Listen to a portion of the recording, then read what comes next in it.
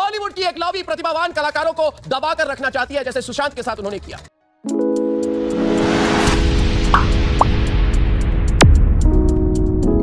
सुशांत सिंह राजपूत मामले को लेकर लोग आज भी इंतजार कर रहे हैं कि इस पूरे मामले का सच कब निकल के आएगा बाहर। पर वहीं पर देखा जाए तो दूसरी तरफ बॉलीवुड से या फिर फिल्म इंडस्ट्री से खबर निकल के आती है, आज ये नहीं रहा कल वो नहीं रहा, और आज फिर खबर निकल के आ रही है कि आज एक मशहूर डायरेक्टर नहीं रहे हैं और उनका शरीर एक कहा जा रहा है कि मिस्टीरियस तरीके से रूम से मिला है।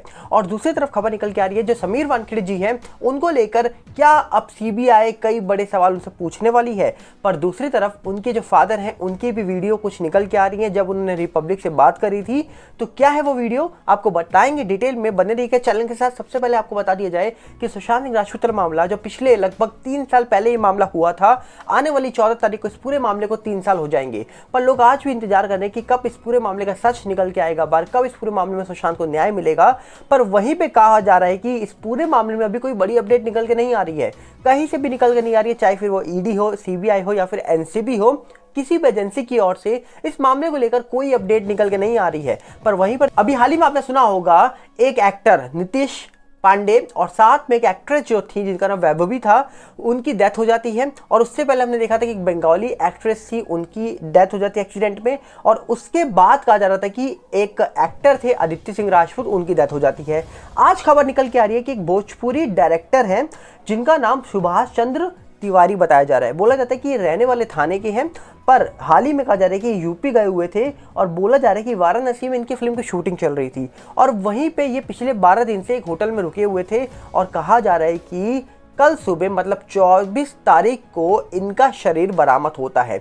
जी हाँ, बोला जा रहा है कि 24 तारीख को इनका शरीर बरामद होता है और पुलिस गेट तोड़ के जब अंदर जाती है तो देखती है कि ये अब इस दुनिया में नहीं है। जिसके बाद कहा जा रहा है कि कई सवाल उठ रहे हैं, पर अभी इस पूरे मामले की पुख्ता जानकारी निकल के नहीं आ रही है कि हुआ क्या है उनके साथ। पर जिस तरीके से कहा जा रहा है कि अब यहाँ पर लगातार ये खबरें सुनने को मिल रही है, तो क्या ये मामला हार्ट अटैक का है या फिर एक्सीडेंटल है या फिर क्या है, ये कोई नहीं जानता। अभी इस पूरे मामले की जांच हो रही है। पर देखा जाए तो फिल्म इंडस्ट्री के लिए ये टाइम शायद अच्छा नहीं चल रहा है। जहां पर देखा हमने हाल ही में कितने सारे लोगों की डेथ हो जाती है, वहीं पे आज एक और खबर निकल के आने के बाद लोग तो शॉक है। पर देखने वाला विषय है कि जब जांच होगी तो इसमें क्या पाया जाता है कि जो भोजपुरी डायरेक्टर है, फिल्म डायरेक्टर, इनके साथ क्या हुआ है। वहीं पे बता दिया जाए आपको, समीर वानखेड़े जी को लेकर लगातार पिछले कुछ टाइम से सवाल उठ रहे हैं। लगातार उनको सीबीआई की टीम पूछताछ के लिए बुला रही है। कहा जा रहा है कि 2 बार उनको सीबीआई की टीम बुला चुकी है पूछताछ के लिए। तीसरी बार भी उनको बुलाया गया था 24 तारीख को, पर वो पहुंचे नहीं थे, कुछ पर्सनल रीजन दिए थे उन्होंने। अब कहा जा रहा है कि जल्द वो दोबारा पहुंच सकते हैं। पर सीबीआई अभी उनसे क्या क्या सवाल पूछ सकती है, कई ऐसे सवाल बताए जा रहे हैं जो अभी भी पूछने बाकी हो सकते हैं। पर उससे पहले हम बता दें आपको कि बोला जा रहा है कि समीर वानखेड़े जी ने ये बताया था अभी हाल ही में मीडिया से बात करते हुए कि उनको कुछ थ्रेट्स आ रहे हैं और कुछ थ्रेट्स कॉल्स आ रही हैं, जिसके कारण कहा जा रहा है कि वो मुंबई के जो कमिश्नर है उनसे मुलाकात करेंगे। जहां पर उन्होंने बताया था कि मुझे और मेरी पत्नी को थ्रेट्स कॉल आ रहे हैं, थ्रेट्स मैसेज आ रहे हैं, इसके रिगार्डिंग वो सिक्योरिटी की मांग करेंगे कि उनको सिक्योरिटी दी जाए। और इसी के बीच उन्होंने एक बड़ी बात बोली थी जो कि कहा जा रहा है कि एक न्यूज चैनल ने प्रिंट भी करी थी, जहां पर समीर वानखेड़े जी कहते हैं जैसे अतीत अहमद को खत्म किया गया था वैसे ही उनके साथ हो सकता है। आप सब जानते हैं कि अतीत अहमद की जो डेथ हुई थी, उस डेथ में देखा गया था कि 2 रिपोर्टर बन के आए थे और उन्होंने क्या किया था, वैसा ही एग्जाम्पल दिया समीर वानखेड़े जी ने और बोला है कि वैसा ही कुछ मेरे साथ हो सकता है क्योंकि मुझे थ्रेट्स कॉल्स या थ्रेट्स मैसेज आ रहे हैं। अब उसके रिगार्डिंग वो बहुत जल्दी कहा जा रहा है कि मुंबई कमिश्नर से मिलकर उनको एक पत्र सौंप सकते हैं और सिक्योरिटी की मांग कर सकते हैं। अभी तक शायद उन्होंने ये मांग कर भी ली होगी, अभी इसके बारे में जानकारी निकल के नहीं आ रही है, पर ऐसा उन्होंने कहा था। और वहीं पे सीबीआई जब उनको तीसरी बार समन कर चुकी है, तो अगर तीसरी बार वो जब पहुंचेंगे सीबीआई के दफ्तर तो क्या क्या सवाल उनसे हो सकते हैं। ऐसा बताया जा रहा है कि एनसीबी की जो विजिलेंस टीम थी, उन्होंने जब जांच करी थी तो उसमें कई सारे सवाल निकल के आए थे, जैसे समीर वानखेड़े जी की प्रॉपर्टी, उनके कई सारे फ्लैट्स निकल के आए और फॉरेन की ट्रिप निकल के आई, उनके जो इनकम टैक्स के रिटर्न थे उसमें भी कुछ निकल के आई थी बातें। इन सब के बारे में कई सारे सवाल उठ रहे थे। अब दावा यह हो रहा है कि जब सीबीआई के पास वो जाएंगे तो हो सकता है कि इनमें से भी कुछ सवाल पूछे जाए, जो सवाल अब भी कहा जा रहा है कि पेंडिंग हो सकते हैं। जैसे कि कहा जा रहा है कि उनका जो इनकम टैक्स है उसमें कुछ मिसमैच हो सकता है। फॉरेन की ट्रिप थी, उसके लिए पैसे की बातें हुई निकल के आ रही थी। 22 लाख की उनको एक घड़ी मिली थी जो विजिलेंस टीम ने जांच करी थी, और वो घड़ी 22 लाख की थी, पर वो समीर वानखेड़े जी को मिली थी 17 लाख में। इसके बारे में सवाल पूछे जा सकते हैं कि घड़ी कहाँ से मिली है और इतने कम रेट पे कैसे मिल गई। इसके बाद कहा जा रहा है कि कुछ डॉक्यूमेंट्स, कुछ स्टेटमेंट जो अभी भी मिसमैच हो रहे हैं उसको भी लेके सवाल जवाब हो सकते हैं। और इसी के साथ कहा जा रहा है कि एक और रिपोर्ट निकल के आई थी जिसमें अनुमान ये लगाया गया था कि जो फॉरेन की ट्रिप की गई है वो किसी प्राइवेट बंदे ने फंडिंग करी थी, उसके रिगार्डिंग वो फॉरेन ट्रिप की गई है उनके द्वारा। अब कुछ ऐसे सवाल हैं जो उनसे पूछे जा सकते हैं, जिसके बाद कहा जा रहा है कि अब जब ये सवाल सामने निकल के आएंगे तो देखने वाला विषय कि और क्या क्या सवाल निकल के आने वाले हैं, क्योंकि इन सवालों में जो विल्सन टीम जांच करी थी एनसीबी की, उस टीम ने कई सवाल उठाए थे और उन सवालों के बाद कहा जा रहा था कि सीबीआई पूरे मामले में आई थी और सीबीआई जब पूछताछ के लिए बुलाती है किसी को तो सवाल जवाब सारे करती है। अब देखने वाला विषय कि समीर वानखेड़े जी के पास 8 जून को अगली हेयरिंग है, 7 जून तक उनके पास टाइम है, तब तक वो अपनी सारी रिपोर्ट्स रख सकते हैं कोर्ट में।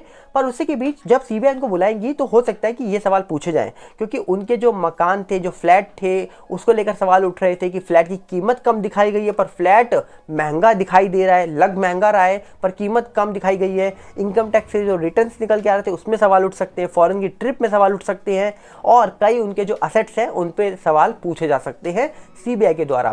तो अब देखने वाला विषय होगा कि जब उनसे सवाल पूछे जाएंगे तो उन सवालों में क्या क्या बातें निकल के आएंगी। पर इसी के बीच आपको बता दिया जाए, समीर वानखेड़े जी के जो फादर हैं उन्होंने रिपब्लिक से जब बात करी थी तो उनका क्या कहना था, एक बार आप ये सुनिएगा।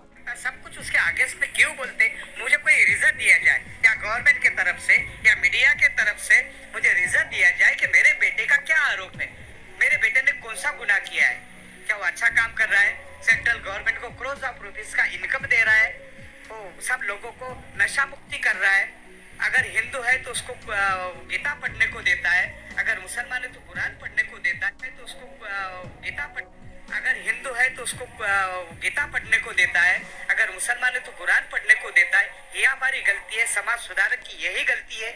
जो अच्छा काम करने गए आईपीएस आए, जो यूपीएससी से लड़के बाहर निकलेंगे तो क्या यही सोचेंगे कि वानखेड़े साहब जैसे माँ बाप को तकलीफ होगी, भाई बहन को तकलीफ होगी, वानखेड़े को दर दर भटकना पड़ेगा उसके बेटे को कि आज मुझे अरेस्ट ना करे, मैंने कोई खाया नहीं, पैसा नहीं लिया, रिश्वत नहीं लिया, ऐसा इसके ये मैं सिखाऊं, आने वाली पीढ़ी को मैं क्या जवाब दूं। मैंने अपने बच्चों को कैसा पढ़ाया मुझे मालूम है, मेरा बेटा कैसा है मुझे मालूम है। और आपके रिक्वेस्ट है कि मेरी जो गांव की क्लिप है कि अभी भी मेरा गांव, जो मेरी खानदान, लोगों के आंख में कपड़े नहीं है, पैर में बूट नहीं है, चप्पल नहीं है, मेरा गल बारिश से ये होता है, गिरता है, घर देखो, मेरी खानदान देखो, वो आदमी को कुछ पैसों का आरोप लगा है, रिश्वत लेता है। तो ऐसे लोग कैसे आगे आएंगे मैडम? आने वाली जनरेशन इंडिया की कैसे आएगी, कैसे आगे आएगी कि समीर वानखेड़े जैसा अच्छा काम करता था उसके माँ बाप को हैरान करो, भाई बहन को हैरान करो, उसके हाईलाइट करो और चुप बैठो। यही तो अभी आने वाली पीढ़ी सीखेगी। अगर इसके साथ न्याय नहीं हुआ तो मैं आने वाली पीढ़ी को क्या जवाब दूं एज ए फादर कि कोई अच्छा पढ़ाई ना करे, गांजा पिए, चरस पिए, ड्रग पिए, दारू पिए, गटर में गिरे और इंडिया का नाम रोशन करे, क्या बोलूं मैं उनको, आने वाली पीढ़ी को। और मुझे तो डर है आने वाली पीढ़ी शायद ऐसे कोई ऑफिसर निकले और कभी आपका महाराष्ट्र का हो, इंडिया का नाम खराब ना हो। मुझे डर लगता है ये चीज से। ये जो लोग चक्रव्यूह रच रहे हैं, कभी मेरा बेटा फंसेगा, हम लोग तो बाहर आएंगे, नहीं आए तो देखेंगे भगवान बहुत बड़ा है, न्यायपालिका है, सुप्रीम कोर्ट है, देखते कहाँ तक लड़ते। लेकिन आने वाली पीढ़ी से मुझे डर लगता है शायद वो एग्जाम देवे नहीं और बैठे नहीं, तो अपना छोटा मोटा बिजनेस करे और बैठ जाएंगे वो लोग। कल बात हुई मेरी रात में, तो बता डैडी मेरे परवाह नहीं करना, डरना भी नहीं, कभी हो सकता है ये लोग अरेस्ट करेंगे मुझे।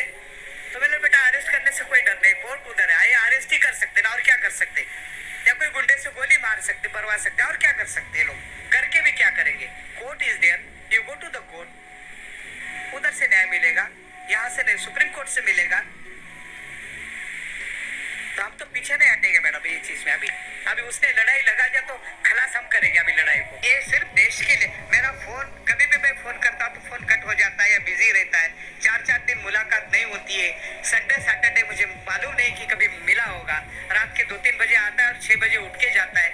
हर दिन उसका एक ना कोई केस हो जाता है। कभी भी आज तक वो कभी ना उसने हॉलीडेज बनाया, 1-2 बार कभी गया होगा, ना उसने कभी छुट्टी लिया सैटरडे संडे का।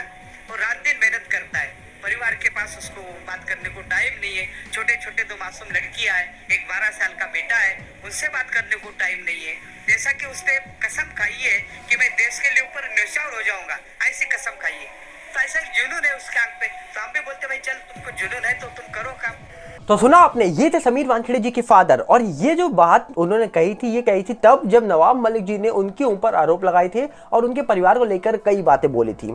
पर तब भी आपने जो उनकी बात सुनी है, वो बात आज भी अगर हम सुनेंगे तो लगता है कि कल की ही बात है, क्योंकि इन्होंने साफ इस बातों में बात बोली है कि वो किस तरीके से देश के प्रति काम करते हैं।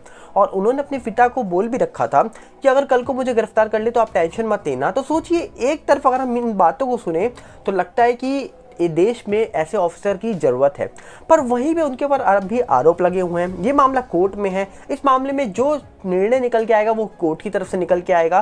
पर जिस तरीके से समीर वानखेड़े जी आज भी बोलते हैं सत्यमेव जयते, तो उम्मीद है कि वक्त आने पर जो सच होगा वो देश के सामने निकल के आएगा। पर अभी देखा जाए तो जिस तरीके से इन मामलों में कई बातें निकल के आ रही हैं, सीबीआई इन्वेस्टिगेट कर रही है, मामला भी बॉम्बे हाई कोर्ट में अगली हियरिंग 8 जून को होनी है, तो क्या निकल के आएगा ये तो वक्त बताएगा। पर हम उम्मीद करेंगे जो कुछ निकल के आए वो सच सामने आना चाहिए। पर देखने वाला विषय है कि कब वो निकल के आएगा। पर आपको क्या लगता है, आप अपनी राय कमेंट बॉक्स में रख सकते हैं।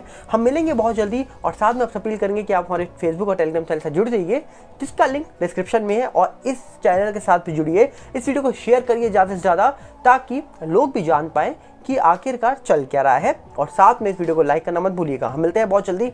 नमस्कार, जय हिंद।